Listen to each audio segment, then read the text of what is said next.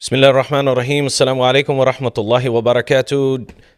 Hope all is well with everyone, and welcome to Mic'd Up Season 2, Episode 2, live from the Makkah Islamic Center, Saturdays at 6 o'clock, but we started at 5 today.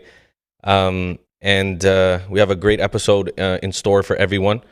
Before we get into all of that, this episode is a highly fragile situation that's happening not only in the world, but happening here in our homeland of Toronto, Scarborough, also Ontario and Canada. So we only found it fit to bring those who are in their seats at Parliament Hill in Ottawa to speak about the uprising of hate crime here in our homeland. So before we get into that, as we always do, we're live on Facebook and YouTube at Mic'd Up 416.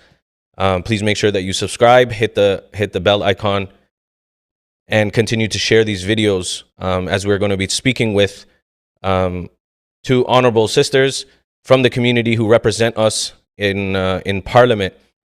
So we're going to be discussing some important facts about that. So we want to make sure that we build the awareness so we can build bridges in the community and spread awareness throughout not only our congregation, but those who feel the same pain that we do and want to make a change. So like this month, we have a sponsor, a great sponsor, Naseeb Transportation, who has sponsored the month of June.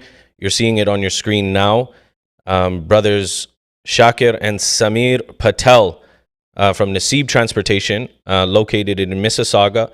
The information's on your screen now. Office number is 905-901-2223, or you can call them directly on their cell phone, 647-993-6786, for all of your transport needs. So Jazakallah to Brother Shakir and Samir Patel from Naseeb Transportation for their generosity. As always, with me, I have Brother Mohsin Patel, rightfully so, when we're dealing with the community and everything involved in the community, whether it's just volunteer work, whether it's charity work, or when it's something like this. We only found it fit to bring Brother Mohsin to the platform, who is a community activist, helps out in the community, volunteers with different organizations as well, but also helping the Sufi Council of Toronto as well as Makkah Islamic Center. So I want to welcome them. Assalamu alaikum wa rahmatullah.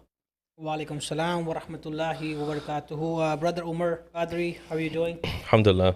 Thank you very much, Mohsin Bhai, for coming and attending as always. And thank you for all your hard work amongst the community. It's highly recognizable. So I want to thank you for that. Thank you so much for giving this opportunity, because this was a much needed topic, what's going on right now in our community. So 100%, it's a better opportunity to talk on behalf of my community, our community, so we can address to the questions to our local member of parliament, who we select them and send them to Ottawa. So we can ask them questions, we can address them, and we can hear from them what are their thoughts on this topic. Absolutely, absolutely. So without further ado, we have a honorable member of parliament, sister of ours, Baji Salma Zahid, member of parliament. Assalamu alaikum, and welcome, Baji, once again to our platform. Thank you very much for coming. Walaikum assalam. Thanks a lot for hosting this event, providing a platform so that our viewers can hear from the elected representatives. We can talk of the issues which are on the mind of the community right now. Absolutely. And I do want to say to the viewers, for those who don't know, our MP, Mrs. Salma Zahid, very involved in the community, someone who is always on the forefront, not only when something has gone wrong, in this case, but also trying to do her best to prevent things from happening and involving community and building bridges. And she's helped out tremendously throughout the years, and that's why she's in a position of authority representing Scarborough as well. So I just want to make sure I put that out there. When the issues arise about the London terror attack, Islamophobia, hate crimes, even so in regards to what's happening overseas, our our member of parliament, proudly supported what has been happening and is a voice for the community. And I want to commend you and salute you for doing that. And we only found it fit to bring yourself on this platform. So thank you on behalf of our community. We want to thank you for being a voice for us. Thanks a lot. It's an honor and to be the voice of the community in Ottawa. It is really very important that we have a diverse representation in Ottawa. Absolutely. So that people from our community see themselves being represented there. Absolutely. Absolutely. So, Baji, I know you're on a tight schedule and we were a little bit behind, so we apologize for that. But we're going to jump right into it with the uprising of hate crime. As we see, especially in Scarborough, Toronto, the GTA, and sadly enough, all the way up to London, Ontario, there has been an uprising of hate, discrimination, racism, and it's plaguing our communities where people are kind of listening to social media and forming an opinion on what is happening. So we do have some questions for you that I think is good for the public for general awareness. So I'm going to get right into that. With my first question is the uprising of this hate, these hate crimes. Why is that happening? Why do you think, in your opinion, are the causes of these hate crimes? First of all, before we begin the discussion on this topic of Islamophobia, I would like to express my condolences to the Afzal family. Recent few weeks have been very difficult for all Canadians, but especially for the Muslim community. On June 6th, we lost 4 innocent lives to an act of terrorism, which was totally motivated by hate. And we are all thinking of our son, brother, friend, the 9-year-old sole survivor of that family, Fayaz. It was very moving funeral we had last weekend in London. Since this incident, I had the opportunity to be there twice, once for the vigil and then one for the funeral. It was really very sad to see those 4 coffins wrapped in Canadian flag, but at the same time, I felt good that communities of all faiths came together to mourn that loss. Islamophobia, we are very lucky, first of all, that we live in a country where diversity is one of the biggest strengths and where there are equal opportunities for everyone. The Charter of Rights and Freedom underlines what it means to be a Canadian. And for me, even before I came to Canada, Charter of Rights and Freedom has been something which I always envied here in Canada. Myself being elected as Member of Parliament in 16 years from coming to Canada speaks of what opportunities are available. So, but at the same time, we all have to recognize myself as an elected representative. We cannot turn our back. Islamophobia exists here in Canada. And the incidents like this remind us that Islamophobia exists. Hate exists. Although it is within a small minority of people, but incidents like this remind us still the shooting at the Quebec Mosque where we lost 6 innocent people is still fresh in our minds. Absolutely. From 2017. And since then, we have been working on many things to make sure that we can combat Islamophobia. We have come a long way, but still there is a lot more work to be done.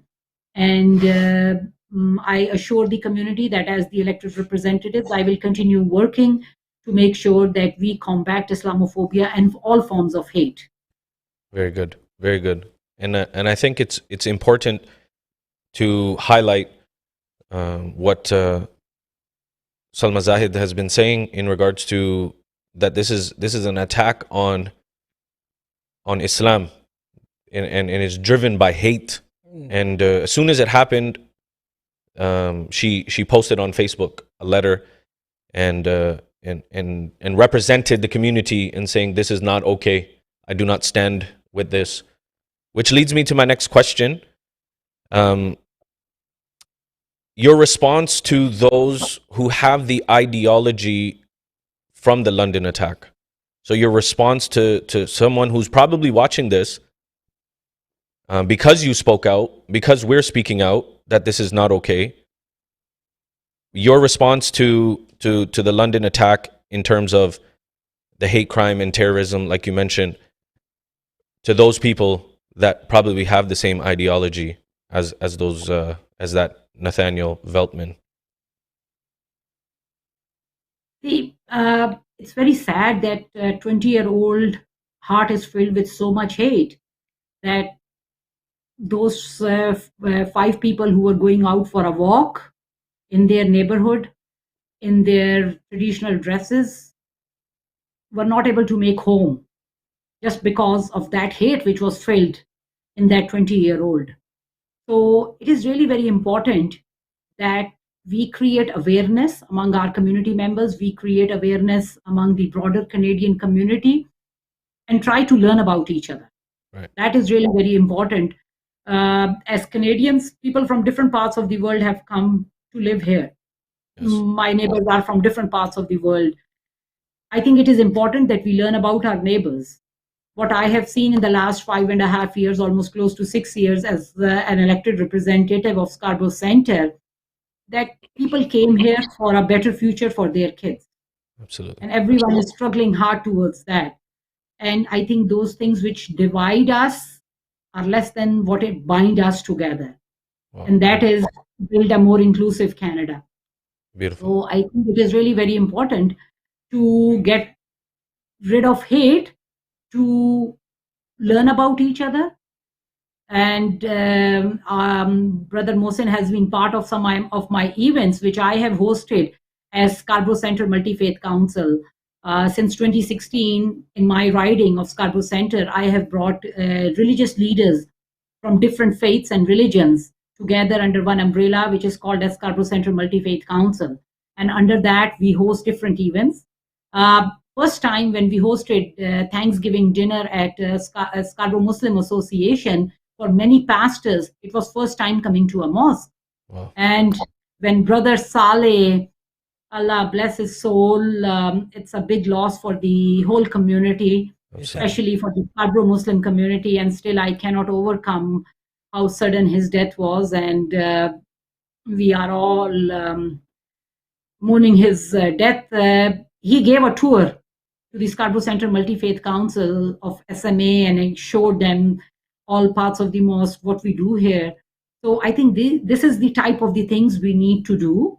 We need to come together to learn about each other. Right. It's true. Right.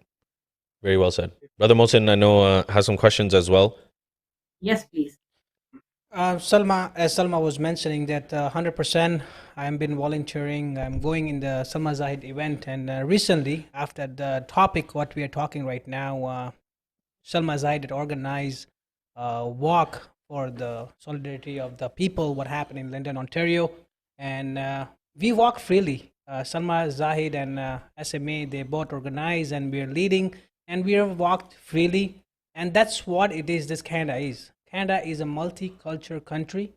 Nobody should fear to be walking on the street.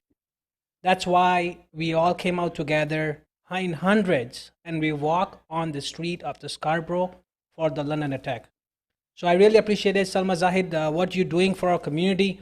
But to bring you on this platform is that after the incident happened in London, Ontario, so many questions had arisen, so many phone calls, emails we were getting as a community leaders, as an organization of Makkah Islamic Center. So there are many questions that was arise that I will ask you a few, and then we'll pass it on again to Brother Omar Qadri, that you are in the member of parliament, you are in the seat there. So what is our government, what is the Liberal government is doing to mitigate this hate crime? So what are we going to do now? Because these attacks are happening and it's unstoppable. After the London attack, again, something happened in the mosque right in the Scarborough, close to my house. The two, male and female, went down and threat to the people who were inside. And as you know, there's one more incident in Kingston, if I'm not mistaken. happen. So the hate crime is raising. So what are we doing? What's your what our government is doing for that, so we can stop this hate crime? Okay, so I'll give, it's a very good question. And the walk which you have referenced, I think it was a great way to bring the community together. True. We saw people from different faiths joined us there. Yep. We had a pastor, Father Greg Carpenter Yep. from St. Jude's Anglican Church. He talked about how to bring communities together at Scarborough Muslim Association. Yep. So that was to show support and solidarity to the Afzal family, because this incident has hit very close to me.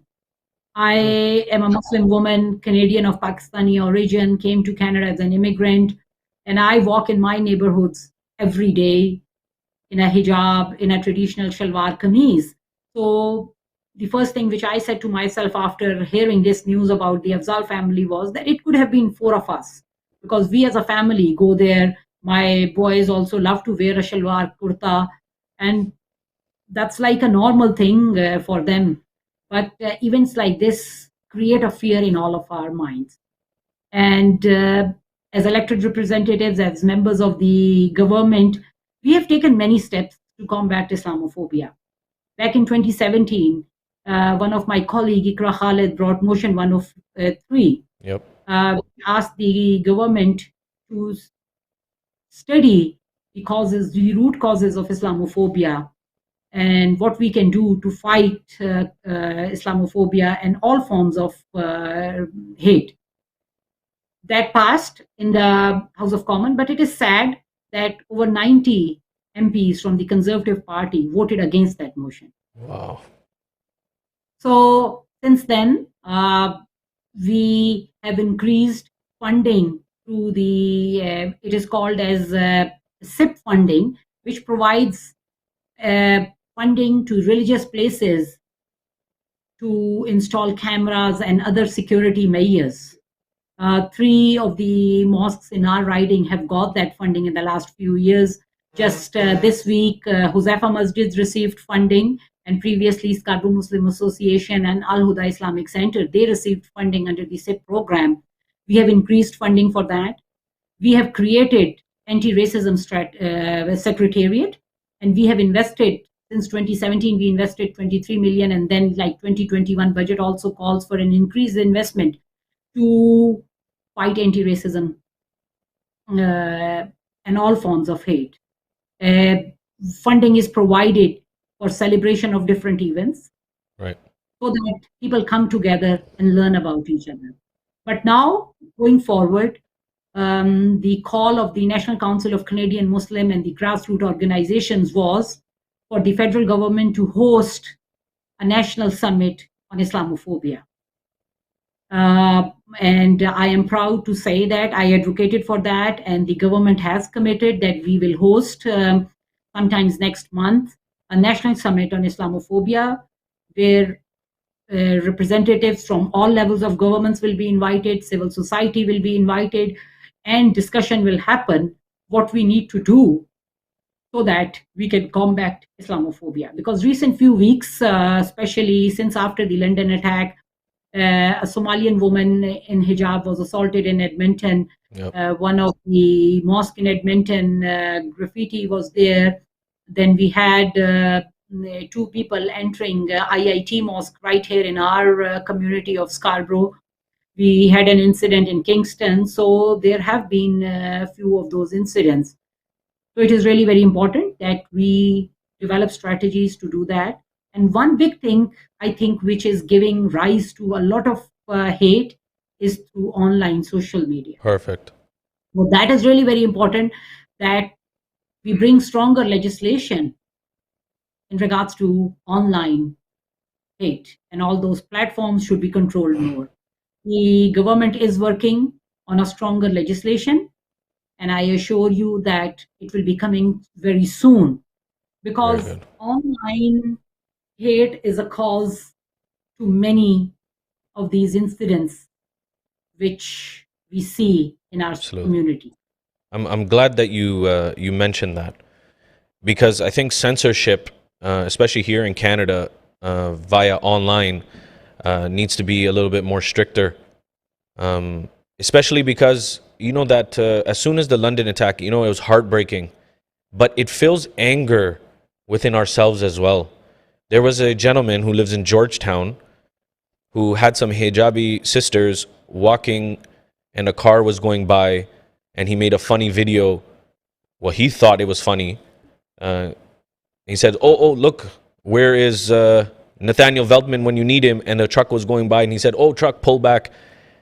And I don't want to give exposure to him, but things like that, I think we need to ensure that censorship, something like that is not funny, especially because of what had happened. We lost four members of our community to something like that, and to joke about it shows that they're not, people like them are not taking it seriously, which it needs to be punishable in our criminal code of conduct. But I think I like your point. But censorship, I think, is very important amongst the government. They should be flagging these things. I think the social media, this online hate has to be stopped. And the government is working on, Minister Bill Blair, the Member of Parliament for Scarborough Southwest, is working alongside Minister for Justice to bring stronger legislation. Absolutely. That is really very important, and the government has committed to bring stronger legislation for this online social media. Awesome. Brother Mohsin. So thank you for answering that question, Salma, Zahid, and same on the same topic when we were talking about the government. So I would like to ask you that what is the government going to do to fight Islamophobia? Can it to be put on our constitution or punished by law? Because you know, after another, the incident keep happening.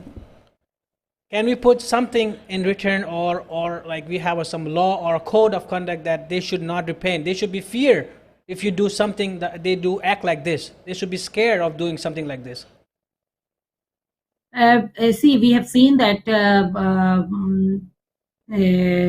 the person who attacked the Afzal family, the charges of terrorism has been laid on him. Good. So I think that's the right step in a right way. That was really very important, that it was the terrorism charges on that person were there. So I think when some incident happens like this, it is really very important that justice is provided. And in this case, it is important for us as a government to make sure, I will work with all levels of government to make sure that we provide justice to Afzal family, and especially to Fayaz, the 9-year-old, who we are lucky that he is now doing better and has come home from the hospital, so that tomorrow we can look into his eyes and say that yes, we did our best, whatever we could do and whatever we had in our toolbox, we did that, and justice was provided. So I think if incidents like this happen, it is really very important that police lays proper charges on people spreading this hate. Absolutely. So, Salma, Zahid, after going through all these questions, we have sent out the message as well that we're going to be live with Member of Parliament. If anybody has any concern, any questions, you can ask live. So one question that came out, it's a common question, like we know the answer, but I think they want to hear from you that after this attack, if I am walking with my family and something happened, if somebody's assaulting or harassing or passing a racist comment, whom to contact, what is my safety, whom to call, and what they should do in that scenario? I think we need to assure all the families that safety of all Canadians is really very important, and the government will do its best to make sure that everyone feels safe. My message to all those women who are feeling scared to walk in their hijab, my message is that you should not be fearful. It's true. It is important that you report. If you come through some incident of hate or someone says something to you, many times our people don't come in the front to report those. But it is really very important that we report those incidents so that police can take due action on that. no family should be scared to walk in their neighborhoods.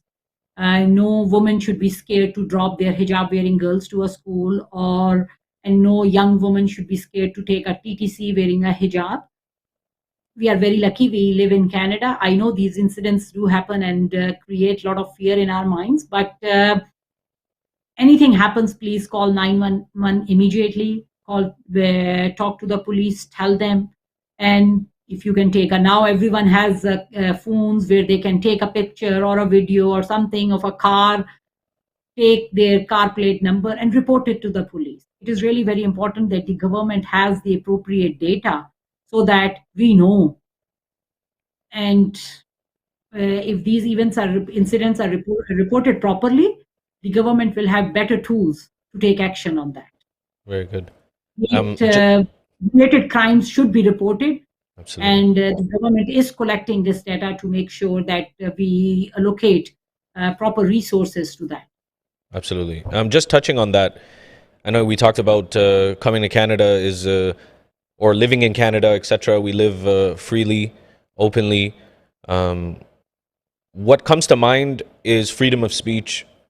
And in our Charter Rights of Freedom, we have the right to openly speak our opinions, etc. So my question is, if what happened in London was a terrorist attack and the charges were laid under terrorism, if somebody else goes out and speaks in the name of freedom of speech, can we figure out how we can deem that as hate speech? There's a fine line between speaking your mind and being hateful and discriminatory or racist or becoming irrational. So what can we do, or what is the government going to do about moving that black and white area, moving the gray area? Say this is not freedom of speech, this is hate speech. See, freedom of speech is fine, and I think no one of us has any problems with the freedom of speech. If this is Canada and we are governed by the Charter of Rights and Freedom, which allows everyone to speak what they want to. But at the same time, the freedom of speech should not be a hate crime. And we do have to take due notice of the hate crimes. Passing a comment to someone just because they are wearing a hijab or they are wearing a shalwar kurta or they are trying to practice their faith. In Canada, I have seen many times, I also myself, along with my family, had the opportunity of offering prayers in a park. So if anyone is practicing their religion, which they are allowed to based on the Charter of Rights and Freedom, no one should say anything to them. If anyone is walking in their traditional dresses, if a woman is wearing a hijab, no one has the right to say anything to them. Absolutely. So if something is related to, just because this incident which happened in London is just because they were killed by a man because of the religion they practice, because of the faith, their own faith.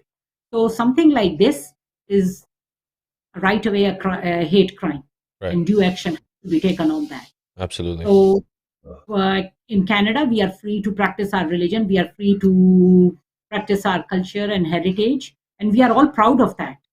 In Canada, other than the indigenous people, everyone else came from somewhere else. It's a country built on immigrants. Absolutely. I am an immigrant myself. I have been in this country for almost close to 22 years. It has provided me all the opportunities.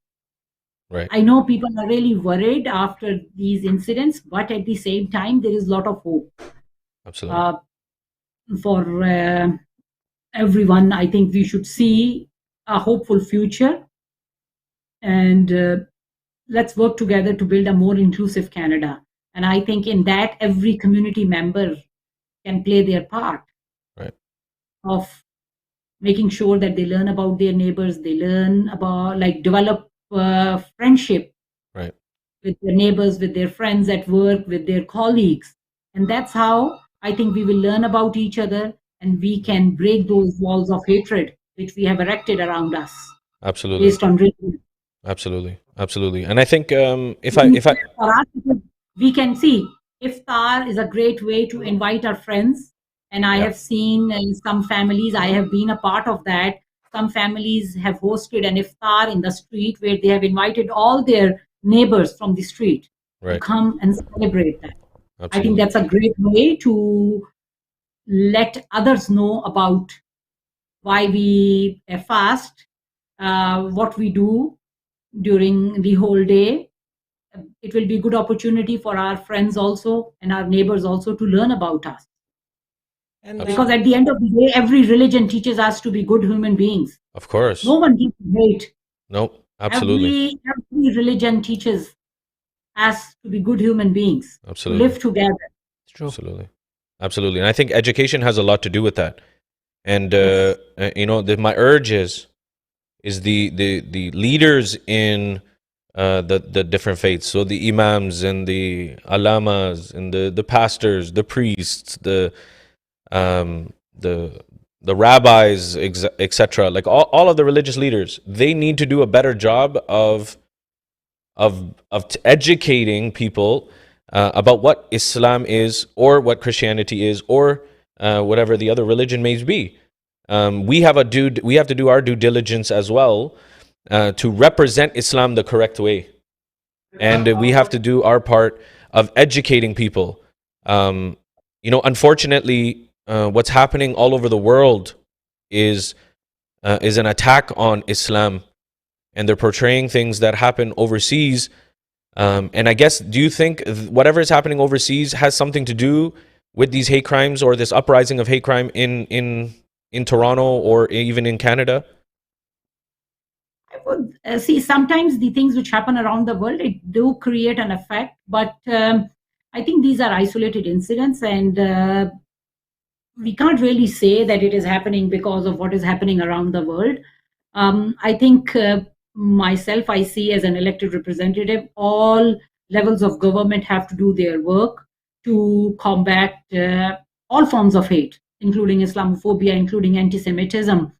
And also our faith leaders, as you said, have to play an important role in bringing and building bridges, and bringing different communities together. And also everyone at the community level has to do their part. I think as a mother, for me, it is really very important that the values which I instill in my two kids should be of being like what it means to live together, what it means to break these barriers. So as parents, I think it is really very important on us to educate our kids, to let them know what Canadian values are. Canadian values are of, like here in Canada, diversity is considered as one of the biggest assets. It's never considered a barrier. Absolutely.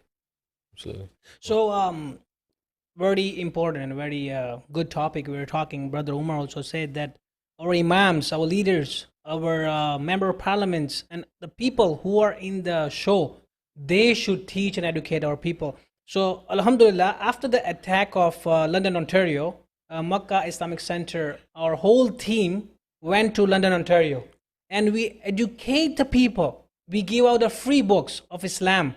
What is Islam about? Islam doesn't teach us hatred. Islam is about peace, love, and all that. And I was talking to myself, I was talking to the people, we were explaining to them. I have posted on my social media as well that we got a very good response, and we give out free books to the people so they understand more what is Islam about.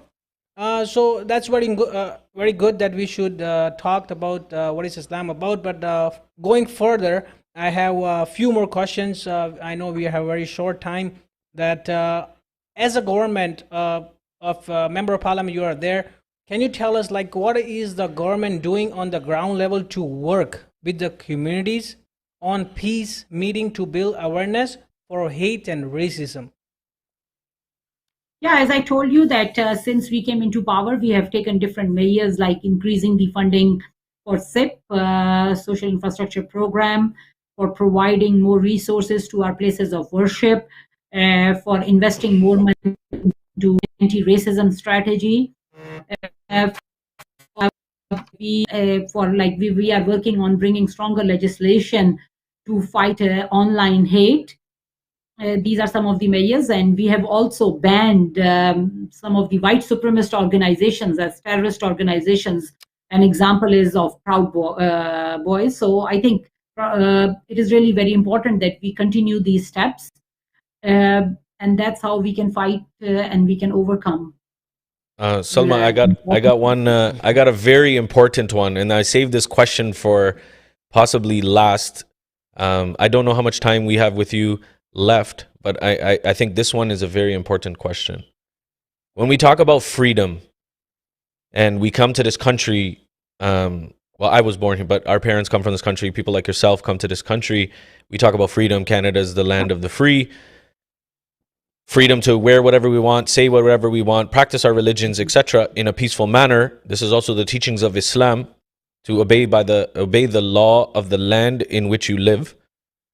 So alhamdulillah, we've been doing that. But in order for us to be free, meaning live in a land that is free, for us to build awareness, don't you think that along with Christmas and Thanksgiving and Easter, that Eid al-Fitr and Eid al-Adha should be recognized as a national public holiday? Will this will bring about love and respect amongst each other? We not celebrate, but we recognize these holidays growing up here. Oh, Christmas break, Easter break, you get extra 4 or 5 days off. So why can't it be like Eid al-Adha and Eid al-Fitr to be deemed as a national public holiday? And if I'm not mistaken, Prime Minister Justin Trudeau promised this when he was elected. So I just want to touch on that. We have, because of the incident of the Quebec mosque, just this year, January 29th has been declared as a national day to fight Islamophobia, to take action on Islamophobia. I think for us as a Muslim community, that's a great news. And myself and many other colleagues of mine, we worked very hard for this in the last 3 years to declare January 29th as a day to fight Islamophobia. That's one thing I think which was really needed, and the Muslim community was advocating for that. In regards to celebration, I agree with you. There should be opportunities. Many workplaces do have arrangements and they allow their employees to take their religious holidays. So, but we can work towards that and see if there will be an appetite for it to be declared as a statutory holiday. So we can definitely look into different options of that and see what we can do in regards to that. Because I think it's very important that we build that. And I think you being one of our strong Muslim leaders, but leaders in general from our community, that we should motion this. Because if you want to get to know someone and you want to learn about the religions and such, then governments have to be open to that. Like you mentioned, indigenous people, this is their land. And whenever Canada was taken over, it was based on multicultural, and it was built on immigrants, like you mentioned, and the infrastructure, everything that's happening right now. It's a lot of, my parents came in the late in the 70s, and I know a lot of our parents came here for that. But there came a time where we couldn't even find halal food, and I remember that growing up. That we had to travel very far to find these things, and alhamdulillah, like it's you can see there is a change. But I think a national holiday is going to build bridges. Muslim community has grown a lot, and in GTA we have seen that over the last few years, it has really grown. And when I came to Canada, same thing. It was the places to find halal food were very limited. Not many places were there in Scarborough, but now we are lucky that, like, I think every major intersection in Scarborough, if you go along Lawrence, like if you drive along Lawrence and my riding from Victoria Park till Bellamy, I think every second shop there is an option to buy halal food. 100%. So we have come a long way. But biryani, samosa, come like a food for I think all parties and all events here in Canada. In my campaign offices, these samosas and shawarmas and biryani is very fast going with all communities. People of all communities enjoy our food. Right. So I think we have come a long way. And as the community grows, we will see more and more of these things, more opportunities for everyone. So let's continue that. And I think as we end, I just want to assure, or my message to everyone is that don't feel scared. This is Canada. This is a land of opportunity. You have an example in me. Salma Zahid, who came to Canada in 1991, can be elected as a member of parliament in 2015, can speak from the House of Common floor wearing a hijab in 2018. I have teared down a lot of walls, and I think everyone can do it. Our message to young girls and women, university students who think that they should not wear a hijab because they will not get equal opportunity here in Canada. My message to them is that don't ever think that. Just you can achieve your dreams wearing a hijab. You can achieve your dreams practicing your religion. There are no barriers for that. So yes, these incidents like London family, what happened with them, do shake us. But I think we can overcome hate, and love will, inshallah, prevail. Inshallah. I mean, my last question, I think, before Salma goes, how many MPs are there in the Member of Parliament as a Muslim? We know we work with you and you're representing us with the hijab, and you're the prime example for our ladies out there that you just gave the answer that we should not fear to go on the street if you're wearing hijab or some. But somebody asked me, like, how many Member of Parliaments are there in their House of Commons as a Muslim? Out of 338, I think it's 12 members of parliament who are Muslims in total. So it's a great achievement. I think it was first time in 2015 that this big number of Muslim MPs were elected to the House of Commons. So we are, I think we should all be proud that we have 3 cabinet ministers of Muslim faith. Maryam Monsef, she was nominated as the minister in 2015 by the Prime Minister. She was the first Muslim cabinet minister in Canada. And after that, we saw Ahmed Hussain in cabinet, and now recently Omar Al-Gabra has also entered the cabinet. So we have 3 strong voices of the Muslim faith on the cabinet table, and we have close to 12 MPs of Muslim faith working hard on behalf of all Canadians. That's amazing. Big achievement, and a hearty congratulations to you for all the work that you've been doing. It's highly recognizable. So we want to thank you for your time, for coming out.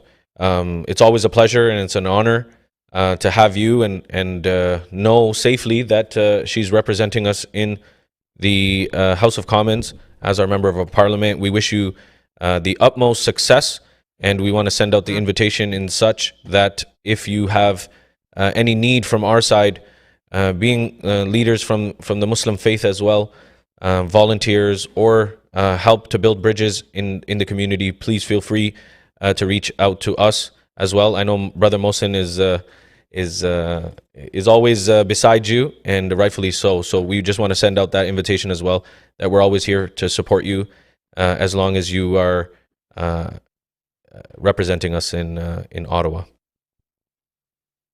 No, thanks a lot. Thanks to both of you for hosting this event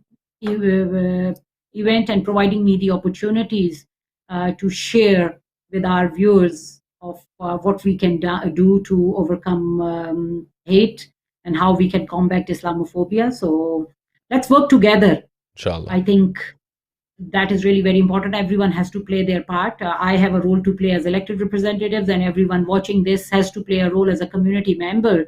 Absolutely. To break these walls of hate which we have all erected around us, and combat Islamophobia and all forms of hate. Absolutely. Once again, this was our MP for Scarborough Centre, Salma Zahid, and I'm sure we will see you very soon Possibly next week, Inshallah. inshallah. Inshallah. Inshallah. Okay. Thank you very much. Thank you. Assalamu alaikum wa Assalamu rahmatullah. So that was Salma, Zahid. I think we're waiting for Mitzie Hunter, MPP, to come on as well. I think it's very important for the viewers to understand that in order for us to break barriers, we have to be able to understand what those barriers are and work with individuals, work with the community members. And in order to do that, we have to be able to represent Islam the best way. I know Brother Mohsin was talking about our trip to London, and just to shed some more light on that trip, we all went down. I think there was 15 of us that went down on the Sunday, 1 week from the terror attack, and we discussed with the public that was there. We gave them books, free books on Islam, so misconceptions about Islam, Islam in the light of non-Muslims, and what does non-Muslims say about Islam, all of these things. And education is a big part, and we did that, and we gave out free Qur'ans, English Qur'ans for the public as well, and we got a lot of I guess kudos for that when it happened. So I just want to make sure that is the big thing. So on your screen, you're going to see the council, Sufi Council Toronto presents the Walk for Freedom in light of what is happening in Palestine and the acts of terror of London. So we're joining both of those together because what is happening is obviously hurtful to not only Muslims but humans. There's Christians that are being hurt, especially in Palestine, and everything like that. So building the bridges about that, and building bridges about what has happened in London, Ontario. But not only that, it's what's happening in our communities as well. So please make sure that you come out Saturday, June 26th, Saturday, June 26th, next week, Saturday, 2:30 p.m. Bring your signs, bring your flags, bring your noise, bring your voices. There will be some members of parliament that are going to be coming. The police chief of 43 Division, Staff Sergeant will also be in attendance. We're going to have speeches and listen to our MPs and talk about that and how we can build bridges within the community. So that's the official flyer. Please see it on our social media, share it, come out. It's in Scarborough. The location is Centennial Recreation Center parking lot. We're going to start there before we march onto the street, 1967 Ellesmere Road, Scarborough, Ontario. So please make sure that you do come out. And if you have any issues, you can follow us on social media, Sufi Council of TO. And without further ado, I'm going to bring our MPP, the Honorable Mitzie Hunter, and you're seeing her now on your screen. How are you, Mitzie? Hi, I'm very well. Thank you so much for having me. Can you hear me? Absolutely, perfectly fine, and it's a pleasure and honor to have you on our podcast. We usually have you on our walks, but now we have you on our podcast, and it's an absolute honor always spending some time with you and hearing you, and especially about this topic which is plaguing our communities, the uprising of hate crime. And we see it growing up, especially in Toronto, in Scarborough especially, that it's not just one community, it's a lot of communities, right? Whether it's within drugs, whether it's, you live on this block, I live on this block, and, fights in regards to that as well. But I know you've always been an advocate for change and bringing about that change, and you put a lot of pressure on the conservative government in regards to that, and rightfully so. You should be, and you've represented very, very well, and I think that's highly recognizable. So I want to thank you for all your hard work within the community, and welcome to Mic'd Up on our podcast. Thank you. I'm actually really excited to be here on Mic'd Up, and I want to say congratulations to you on this very needed platform so that we can, talk about the issues that impact our local communities and really give voice to them. And it's really, really important, and I appreciate being invited on. It's a pleasure is all ours.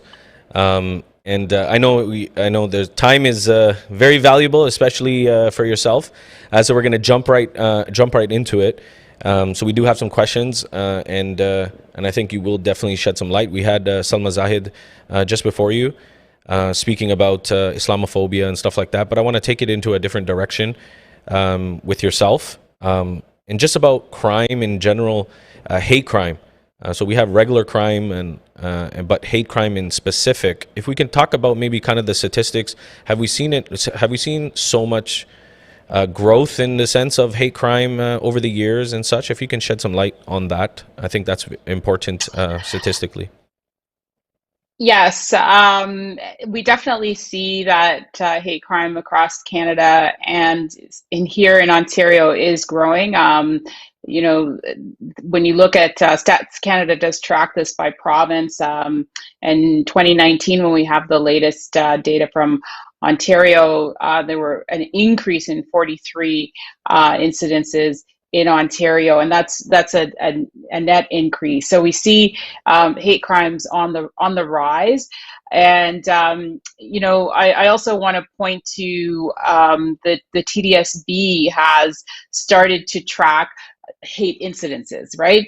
Because you know, we have to look at where there are situations that are occurring in our schools, and they've presented their first report on this, and it was quite startling, because we see that, you know, incidences of, for instance, anti-Black racism are very, very high. In fact, making up almost 70% of all of the complaints that they've received, and this is concerning. We also, of course, are concerned about the rise of anti-Asian racism during the pandemic. Specifically, the Chinese Canadian National Council in Toronto released a report on that. It found that there were 1,150 cases of racist attacks reported in Canada during the pandemic, and 40% of those reported cases are right here in Ontario.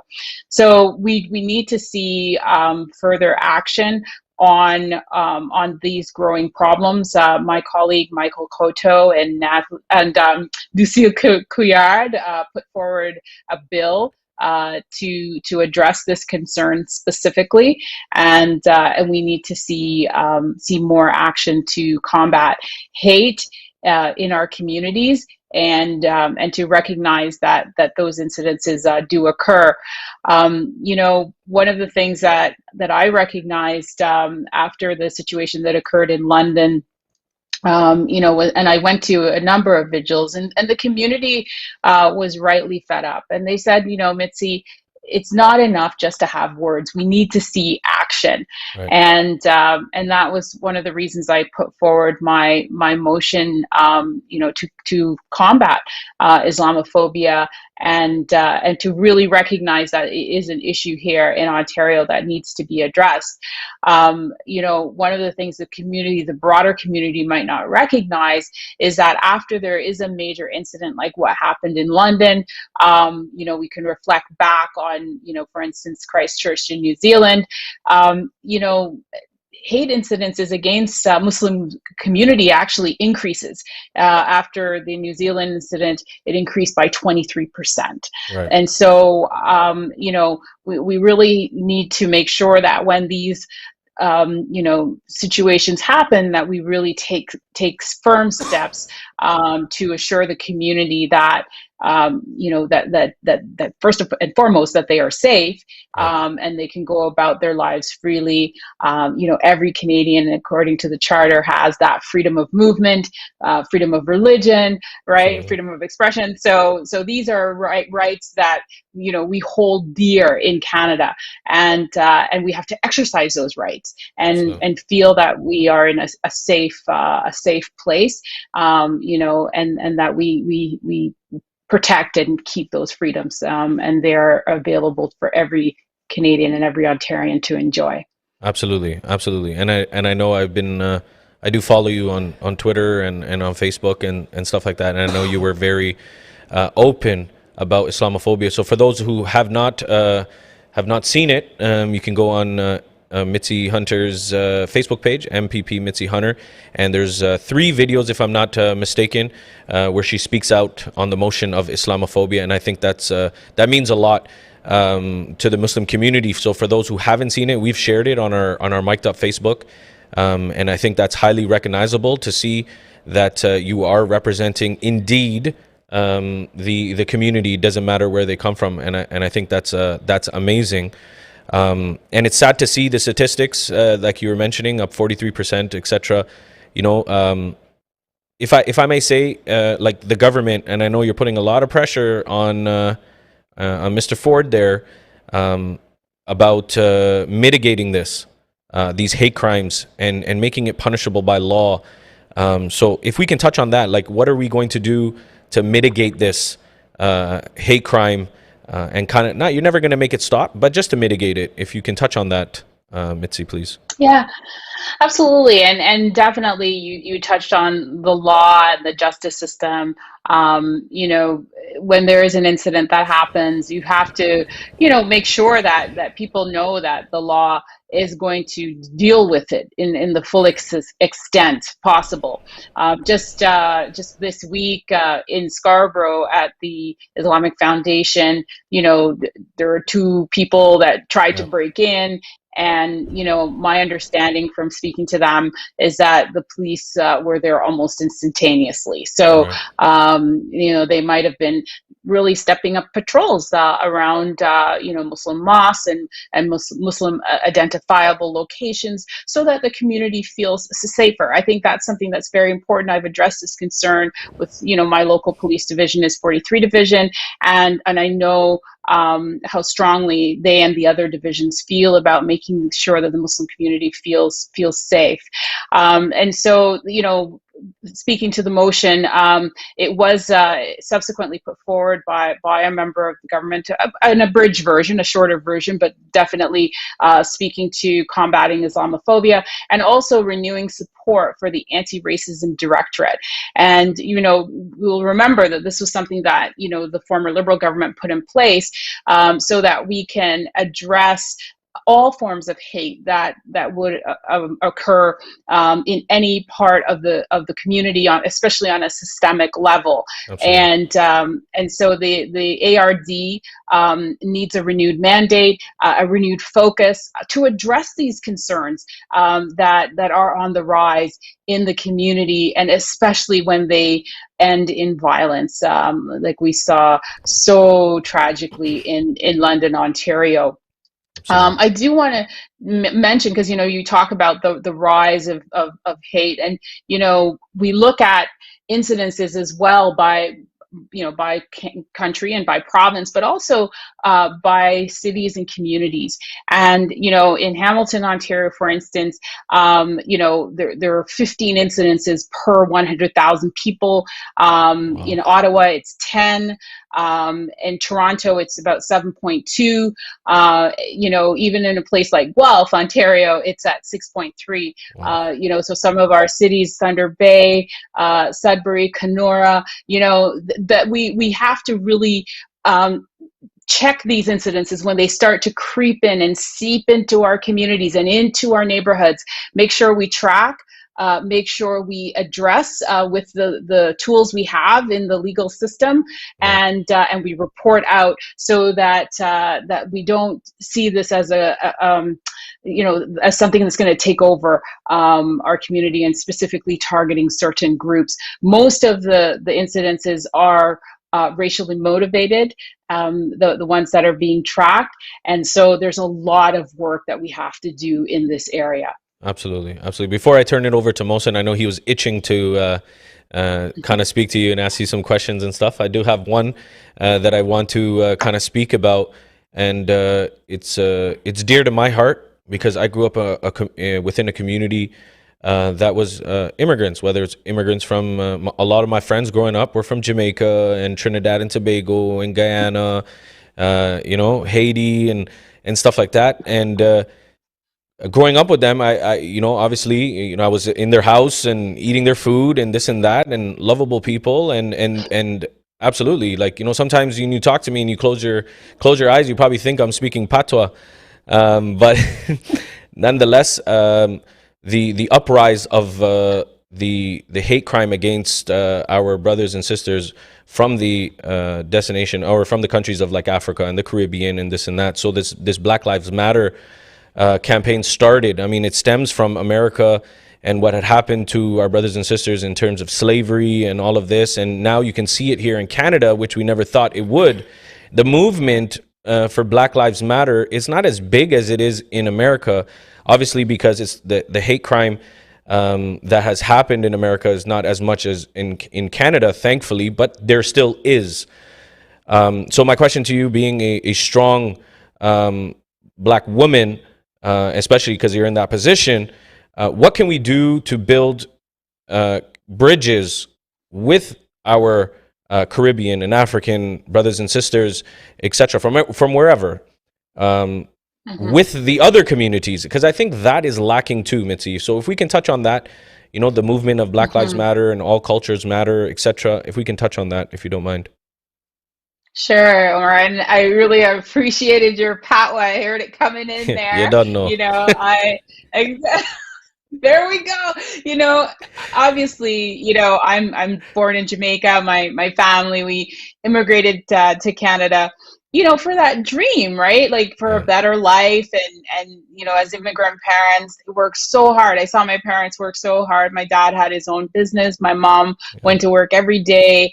And all of that sacrifice was for us, my brothers and I, so that we can have a better life. Did they ever think that, you know, their daughter would one day, you know, be the MPP, you know, be the first black person, a person of any color, really, to be Minister of Education in this province? You know, amazing. That is something that we have to, you know, celebrate here in Canada and in Ontario.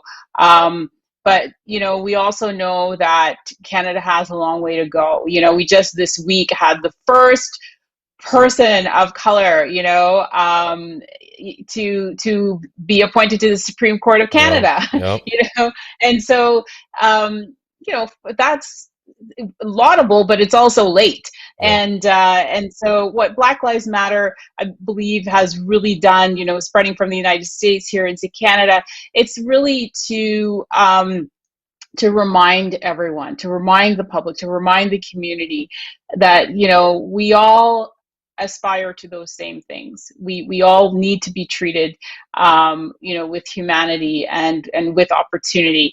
And the fact of the matter is that, you know, when you look statistically at the numbers, you know, the Black community, you know, faces anti-Black racism. You know, it faces it in the corporate world. It faces it in pretty much across the board. Education, I talked about the TDSB, you know, incidences of anti-Black racism make up almost 70% of all of the complaints that are filed.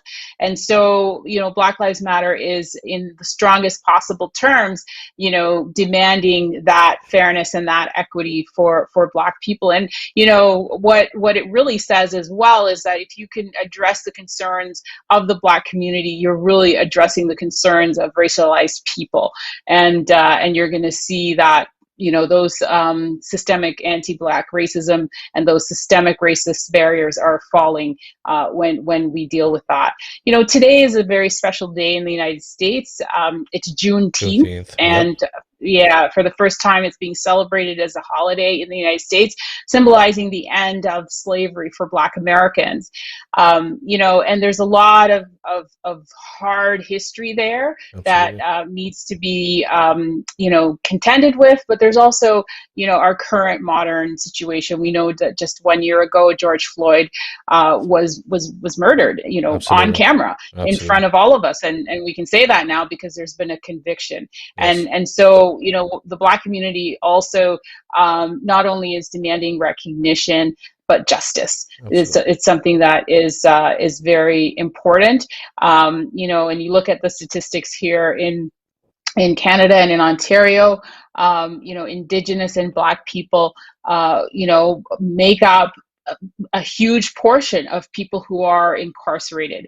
And when you look at, you know, the history of carding and the over policing of these communities, you know, you can see the systemic biases that emanate from that. So today's Black Lives Matter, in honor of Juneteenth, and it was a very peaceful protest on Parliament Hill today, recognizing and calling for justice for the Black community, and wanting to see those laws changed. And we have to make our voices known.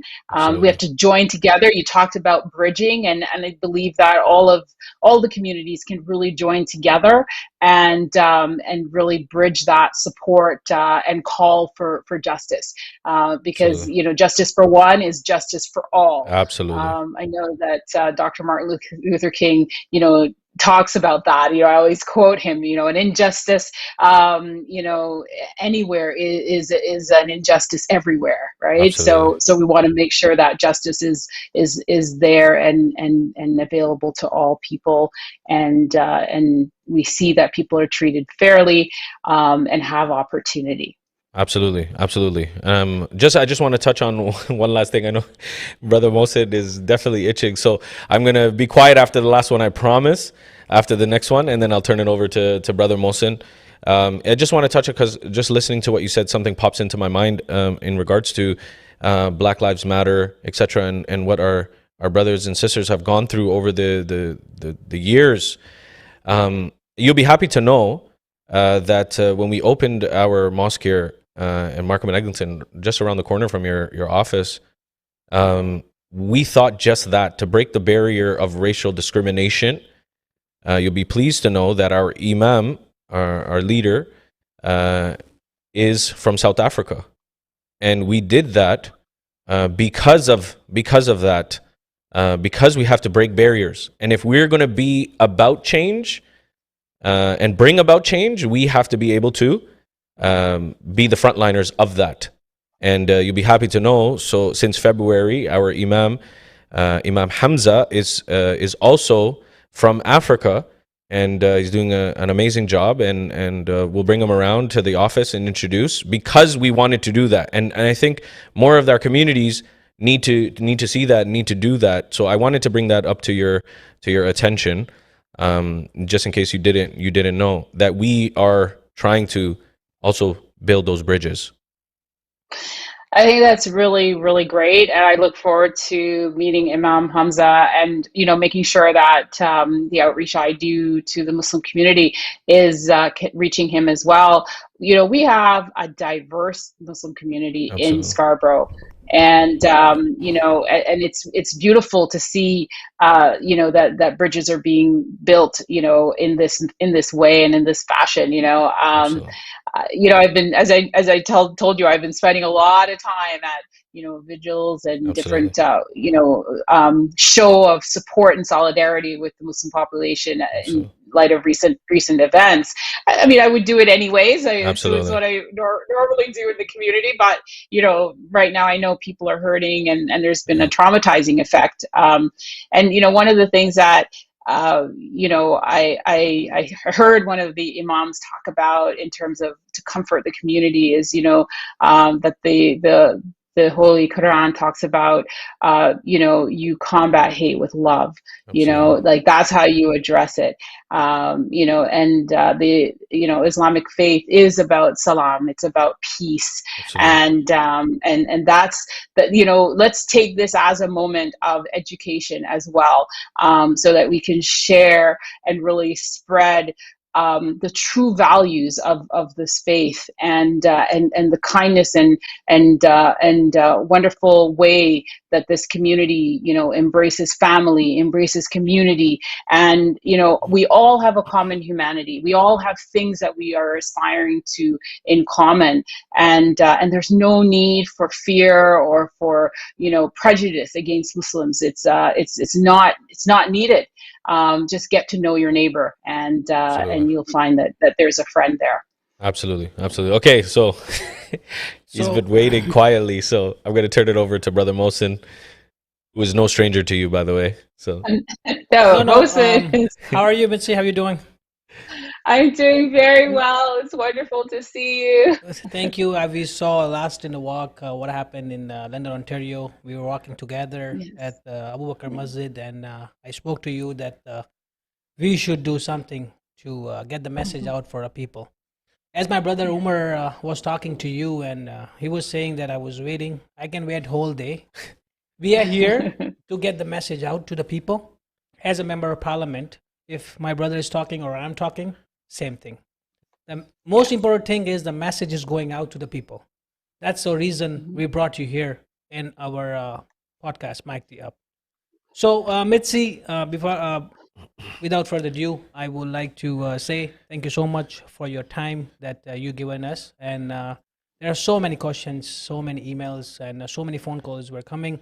And we can get answer from best of our ability. But as a member of parliament, our viewers, our community members want to listen to you that the attack happened in London, Ontario. I know you're representing already in the House of Commons, as Brother Omar Qadri has said, and the video is out there if they want to watch 100%. You're talking, but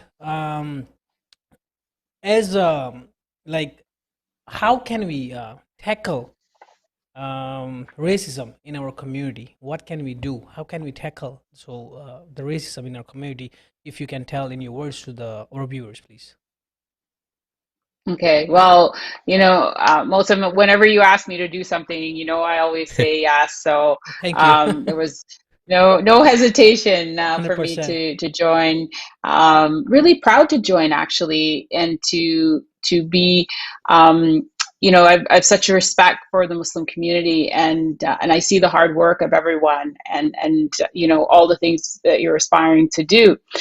I want to read actually my original motion, if I can. Absolutely. Take the time to do that, because the one that eventually passed was sort of an abridged version. It was condensed, but what I had initially moved was that the Legislative Assembly of Ontario should condemn all acts of violence and terrorism against people of the Muslim faith and all forms of Islamophobia, reaffirm its support for the Anti-Racism Directorate to immediately take action to address and prevent systemic racism across Ontario, with a 6-month plan to implement real change in government policy, appointments, programs, education curriculum, and services to address a growing tide of white supremacy and continued systemic racism and support continued systemic racism and support the calls for a national summit on Islamophobia. Wow. So that was my motion, and you can see that it's very specific when Absolutely. It comes to how do we tackle, this form, right? Which is a rising concern that we have in our community and in our province. And one of the things that it starts with is that it starts with education. Our system of education needs to be one that is fully inclusive. We need a curriculum that really respects all people and tells the true history. We need to teach the true history of Indigenous. Absolutely. Right? Absolutely. We know what happened in Kamloops just recently, finding a mass grave, a pit really, where 215, little children were buried years ago. We talk at length about anti-Black racism, and this occurs in our school system. We see that, with the data that is being calculated right now. And we need to share the realities of what really happened in Canadian history, and share that in a way that educates the population about being respectful of each other and not repeating the mistakes of the past. So, when I was Minister of Education, I recognized that this was a challenge and put forward an education equity action plan that looked at how do we make sure that across all school boards, in all schools, principals, boards of education, that there was training on, this type of awareness, right? Cultural awareness, and making sure that, the tools were in place. And we also embedded an education equity secretariat with leadership and staffing and resources to follow through on that action plan. That secretariat is still active today and doing that work across our school systems. We also need to recognize that there's a role to play even in media, right? We really see that, right? Because who are our role models? Who do we present? How do we talk about our communities? Are we putting forward people who, wear the hijab or who identify of a certain faith in a positive light, as caring parents and, that sort of thing, so that we really start to see positive and more diverse images across all aspects of media. All institutions across all aspects of government, not just education, but justice. We talked about that. All of the programs in which we administer as governments should have an inclusive lens, and we should be tackling any forms of racism that we see in any of those institutions. So the Anti-Racism Directorate is tasked with that, and that's one of the jobs. If you go online and look for Anti-Racism Directorate of Ontario, you'll see its mandate very clear, is about ending systemic racism in Ontario. And then, we can't forget our fundamentals that we all stand on, which is, the Canadian Charter of Rights and Freedoms, as well as the Ontario Human Rights Codes. And these are things that we should really protect and hold dear. I was disappointed in the recent use of the notwithstanding clause in the legislature put forward by Premier Ford, because I didn't feel that using it in the context of election financing was something that was relevant to all Ontarians. And, why would we sacrifice our charter and our human rights code, for something as narrow as that, a political interest in terms of, your critics speaking against you, that the democracy is about, discourse, and it's about putting forward your views, and, the person who can, talk about the policies that are relevant is the one that at the end of the day deserves to lead. And, you can't be afraid of that. So, that's why I spoke very strongly against its use, because I did not want to weaken our charter. I did not want to, why would we suspend our human rights? This is something that is given to all of us, and that, it's actually about that most vulnerable person, that person with the smallest voice should be the most protected in our province. And so, making sure that our province continues to do the work, right? What London has taught us is that racism and, Islamophobia is here in Ontario. Yep. And that we do have a challenge. And, the statistics that I put forward, really shows you that, those hate crimes are being monitored, they're being tracked, and they are growing. And so we do have work that we need to do, starting in our education system, but making sure that we root it out across all institutions, all systems of government, and anywhere that it exists in our province. Great. Mitzie, thanks for answering that question as well. But as you know, the terror attack that happened in London, Ontario, we all got shocked, and there was no words to express after this incident. But after that incident, the incident is uprising about the hate crime and racism in Edmonton. As a recent incident happened in our Scarborough at IIT Mosque, as you mentioned. So. Kingston. And even Kingston, yeah. So it's upgoing. It's every other day we are listening about the hate crime. The people are I don't know what's happening. I think the social media or something is happening.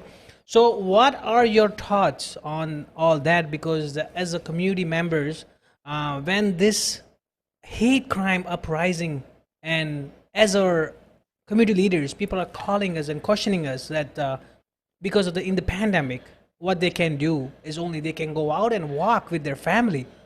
So now they are scared to do that too, because the incident is keep going high and high and high. So what, as a member of parliament, what are your thoughts? What are the governments doing If you can answer to our viewers, please. Well, I want to say to the viewers that don't be afraid. Continue your evening walks. Continue to, live fully in the community that you call home. And, Ontario is a place that, welcomes and needs our Muslim brothers and sisters. And I don't want there to be, that fear that prevents members of the community from going about freely about their day. And, we need to, acknowledge that, yes, these incidences have happened even since London. I mentioned to you that there was a study that was done, after the Christchurch, New Zealand horrific incidences where we all signed on, the government of Canada signed on, to addressing this issue, that, there was a measured 23% increase in hate incidences against Muslims. And so we have to stand against any of these attacks that are occurring. We have to stand with our Muslim brothers and sisters. The situation that occurred in Scarborough, I know the response from law enforcement was very rapid, and they are being prosecuted with the full extent of the law right now for whatever crime they committed.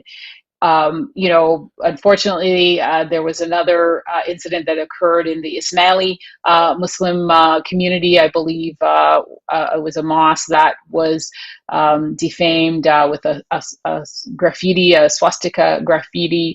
And those actions are to be condemned, and the Muslim community should not be intimidated in any way.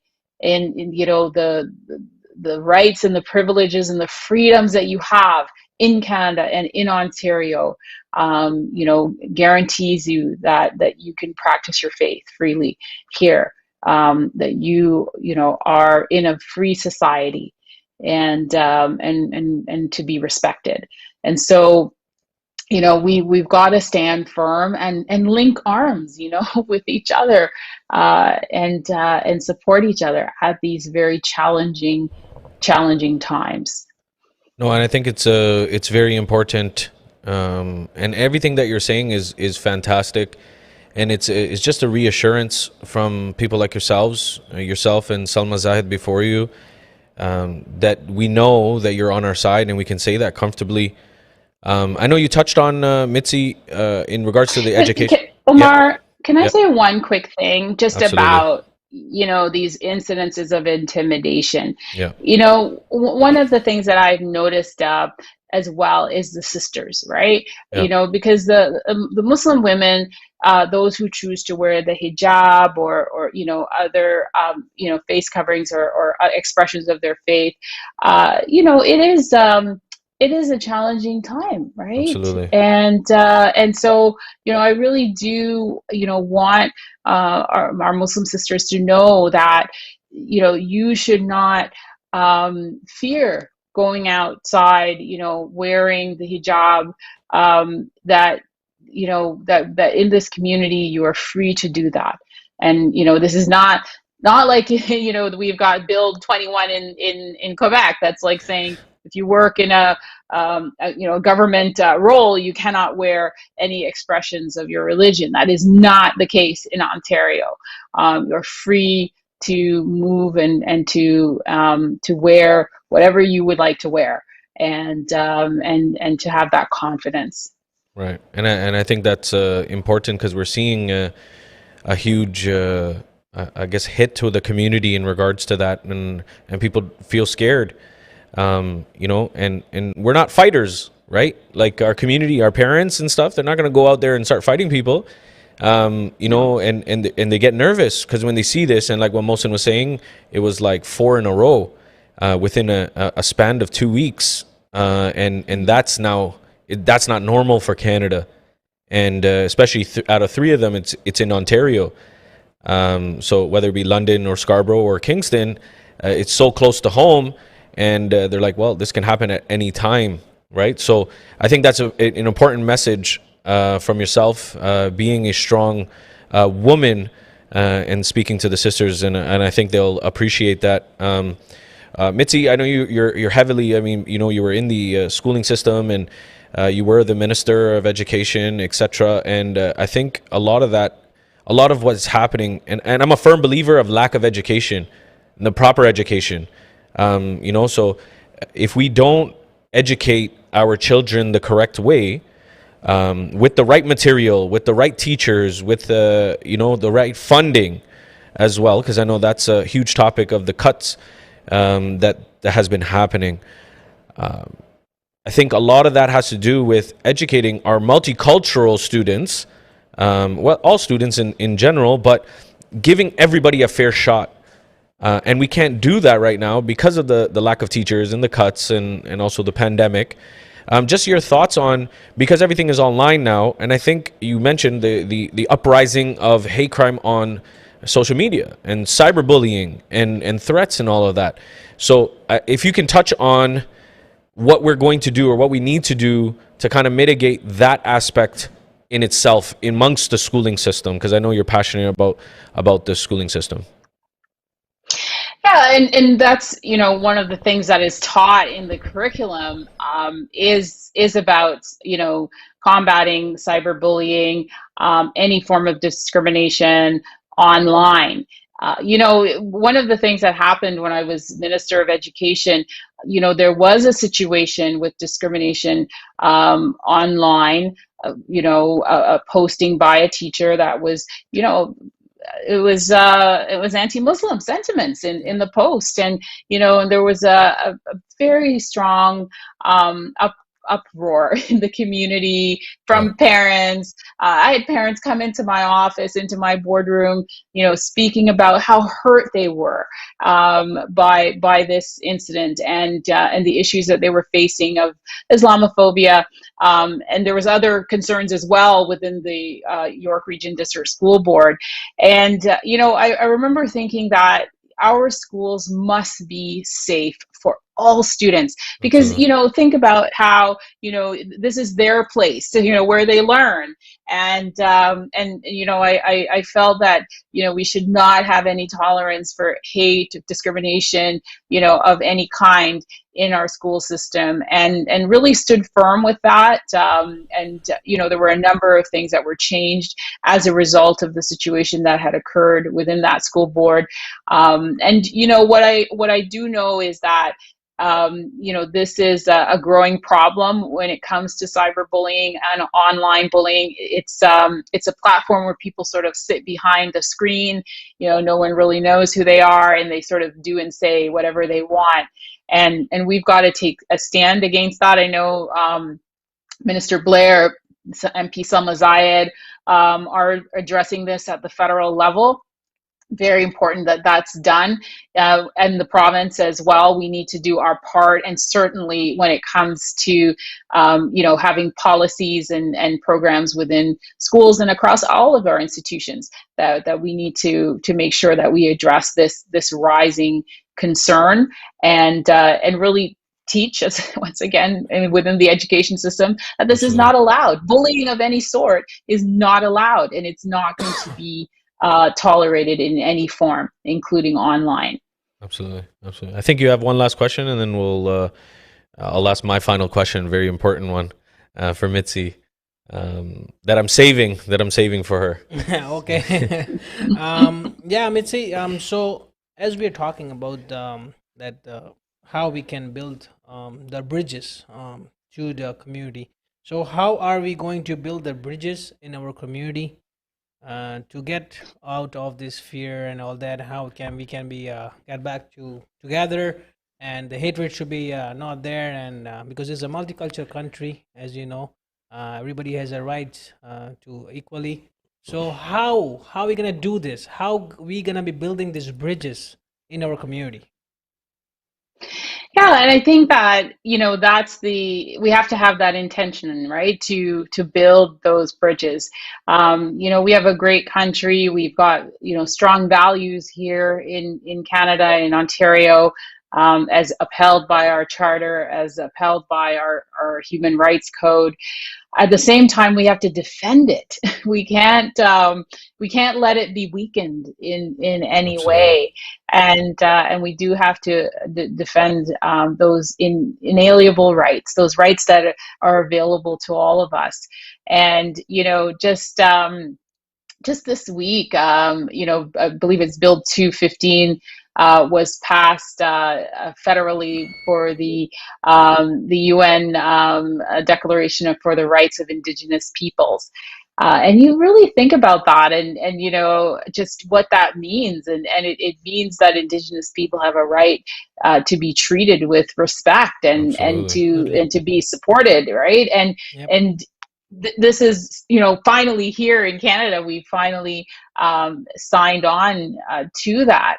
And so, those are some of the ways, and I know communities that have had sort of historic wrongs, the Indigenous peoples, Black Canadians, people who are facing, current challenges, the Muslim population, the Asian population, with the rising, discrimination that we're seeing against Asian Canadians, that we really need to recognize the humanity that is in each and every person, and that we're not so different, that we are one community, we're one Ontario, and fight against those that will divide us. 100%. And really, we see the extremists, right? There's a lot of extremists. Some of them are hidden online, but some of them are sort of, right in your face. And believing, that for some reason they're superior, or that, they want to be ahead, or that sort of thing. And, there's room for all of us, right? Why not expand the pie, right? It's a province and a country that has so much room to grow. We are actually going to be depending on new arrivals here, just like my family did back in the 70s, right? With that wave of immigration, and worked very hard and contributed to this country. What actually drives our GDP and our economic growth is immigration. Absolutely. Right? That's how we'll fulfill our labor market needs. And 100%. So, it's not just people coming here to work, it's also people coming here to form community. Absolutely. And to build a life, right? So we need to be a welcoming and an inclusive place always for all people. Absolutely. Right. And some of the institutions, like our public education system, public libraries, recreation centers, fields where we play cricket or basketball or learn to swim, these are places where we get to know each other 100%. As people. 100%. Right. And so we need to continue to invest in our society and in our institutions, and so that these services are available to everyone. Look, what we just went through a pandemic, right? We went through a pandemic, and if you look at how hard Scarborough was hit by the pandemic, and part of the reason why was because Scarborough has a lot of essential workers, people who went out and kept our transit system going, people who kept our grocery stores stocked, people who were the ones that were taking care of our loved ones in long-term care as personal support workers, right? And these are the essential workers that took the brunt and bore the risk of this pandemic. And, we need to value them, the contribution that they make to our society, and recognize that we all have a role to play, and each role is valuable. I think the pandemic, I hope, has taught us that. I hope right? So, yeah. That each role is valuable. Absolutely. Because without those transit drivers, without those people, doing logistics and moving food, look at the farm workers. Absolutely. Helping to put food on our table. Absolutely. And we need to treat everybody with dignity, everybody with respect, and value them, right? Absolutely. And see our common humanity. Absolutely. And I have hope. I'm someone who is very hope filled. I have hope for our community and our province, but I also know that we have to use our voices and to speak up when we see things that have wronged, right? Which is why I put forward my motion on Islamophobia, because you've got to make sure that you speak up when you see things that are happening in the community. And that's very important. And I know you quoted the famous Dr. Martin Luther King. I'm gonna throw one at you as well. One of my role models is Al-Hajj Malik Al-Shabazz, formerly known as Malcolm X. And I'm gonna read out a quote to tie in what you just said. "I'm not a racist. I'm against every form of racism and segregation, every form of discrimination. I believe in human beings and that all human beings should be respected as such, regardless of their color." Malcolm X. And I think over the years it was different because of what he felt, but towards the end, he really saw the light and that we got to work together and not against each other. And I think that's very important. So my last question, and then I promise I'll let you go, is within your final remarks as well. You can kind of tie it in and stuff.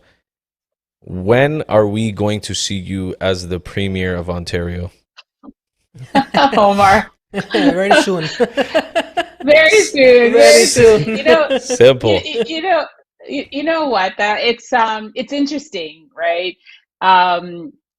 Because I'm watching right now as Anna May Paul, who is the first Black woman really to hold the leadership of a national party, right? I mean, we have the leader of the Liberal Party in Quebec is a Black woman. And so we've seen, Black women like myself. I was the first Black woman to run to lead a major party in Ontario. Yep. And, it's important that we really show the range of leadership that's possible. Absolutely. When I was education minister, I would go into a school every week. And I went into the school because I wanted to see how our students were learning, how, teachers and educators were doing in the schools. But I also know that when students see someone who looks like them, or, that they can relate to, amazing, that it opens up their vision of what is possible for their future. And I would always say to young people is, if you can see me, you can be me. Wow. And it's something that is really important. It's important that, maybe one day there will be, a young Muslim woman that steps into the role of Prime Minister of Canada, right? That's the country that we have, inshallah. Yes, that's the country that we have, where all is possible. And it can only happen if we don't get discouraged. And I know that the community has gone through a lot. You're still fighting, and you're still working hard. Continue to work hard, and know that you have the support. You have my support as I'm an MPP right now, elected in Scarborough. You have my support. I'll always speak up on behalf of the community. I will always speak against hate of any kind, against any person. I believe in respecting the humanity in all of us. And my final remarks, I'm going to leave you with another, not quite a prophet, but he could have been. Bob Marley wrote the song of the millennium in the last millennium. And, he said, one love, absolutely, one heart. And let's get together and feel all right. So absolutely. I just, I send that love through to all of our listeners and those watching. And I thank you so much, both of you, for having me on in this forum. And you've been obviously, some people look at members of parliament, they're too busy for us and this and that. So you've never done that. And from us and our congregation, we're always here to support you. I was on the phone on your campaign calling people, vote Mitzie Hunter, vote Mitzie Hunter, vote Mitzie. So anything that we can do, to help. We're right around the corner from you at Markham and Eglinton, and I know Mohsin's always with you as well. He sent me to knock the doors. I told him, Yes. I said, you got to go knock doors for Mitzie. We need Mitzie as the premier.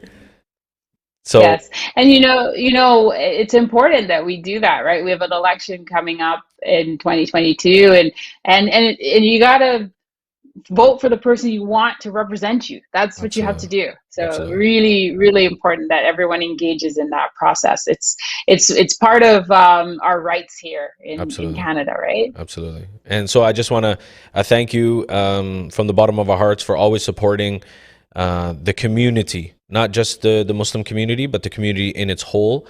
So we're about to change along with you. Our visions are aligned.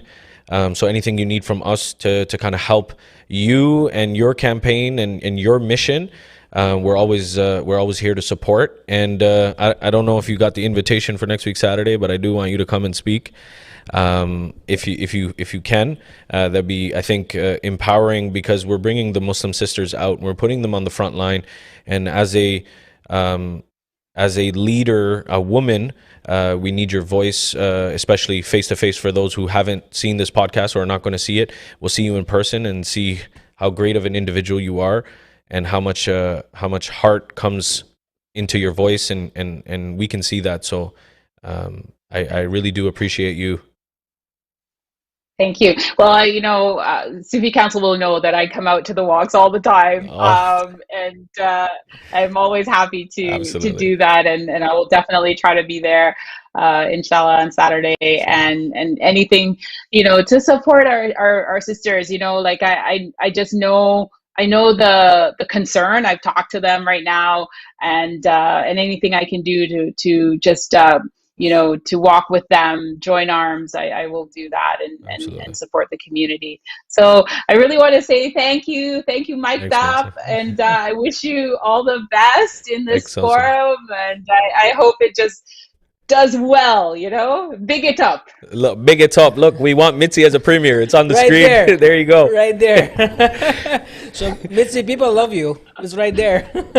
And listen, we got to chill one day and maybe listen to some Sizzla or something like that. So I still remember my roots from back in the day. So once again, thank you very much. We won't hold you. I know you got a busy schedule. Just know that we're with you, and we appreciate you a lot. So thank you once again. Thank you. Jazakallah. That was Mitzie Hunter, amazing woman. So an amazing representative for the community and stuff like that. So Brother Mohsin, I want to thank you for your hard work in getting the MP and the MPP on. It's probably the first non-news channel that had somebody. So I do want to commend you for that. And it's a hard work emailing and going back and forth. So much appreciated, Brother Mohsin. No, 100%. This podcast, we were doing the podcast. We were going on Muslim topics and all other different topics. But the incident happened right now. So this topic was much needed. You and me and sit here and talk to people whole day long. But we want somebody who is representing us as a member of parliament. So we wanted to hear from their own thoughts that what they're doing to stop uprising of hate crime, racism, and all that. So viewers, that was amazing episode, I think. And if you have not watched, please go to Mike the Up and watch this episode. And as Member of Parliament has mentioned in this podcast, that nobody should fear wearing your own identity. If you want to wear a hijab and you want to walk on the road, please feel free. Walk on the road. This is a multicultural country. It's a free country. And anything is happening to you, do not hesitate. Member of Parliaments, our organizations, police force, everybody is with you, and there should be no fear. Jazakallah khair. Thanks for watching. Thank you very much, Brother Mohsin. So we do want to mention the sponsor for the month without ending it. So Naseeb Transportation, Brother Shakir and Samir Patel, They've been donating generously to the Mecca Islamic Center. So thank you very much for doing that as well. So reach out. So anyone who's in the trucking industry, importing, exporting, moving of freight, this and that, that's the number to call. Naseeb Transportation. Office number is there, 905-901-2223, or you can call them directly on the cell phone, 647-993-6786. Info at naseebtransportation.ca. Amazing brothers doing a lot of good work, getting us freight and deliveries and supply chain all throughout Canada and the US. So reach out to Naseeb Transportation at any time. Next week, Saturday, so for all the viewers, Sufi Council Toronto presents Walk for Freedom in light of the genocide in Palestine and acts of terror in London, Ontario. We're joining the both together. Islamophobia is in the uprise, just like this podcast was about. Hate crime is on a rise, and it stems to what is happening in Palestine. So Walk for Freedom, Saturday, June 26th. Next week, Saturday, June 26th. Again, Saturday, June 26th. Next week, 2:30 p.m. in Scarborough, Centennial Recreation Center in the parking lot, 1967 Ellesmere Road. We're going to start sharp at 2:30 p.m. We're going to have MPs, MPPs, councillors, etc. come out. We do have our Toronto District School Board trustee, Brother Zakir, who's going to be coming out. We have activists, human rights activists that are going to be coming out as well, sharing some information and some facts about what is happening in Palestine, what has happened in London, and tying them together and eliminating and mitigating this Islamophobia that's plaguing our communities. For more information, you can reach us at Sufi Council TO on all of the social media platforms. Once again, from Mic'd Up and the team here, we want to thank you for watching.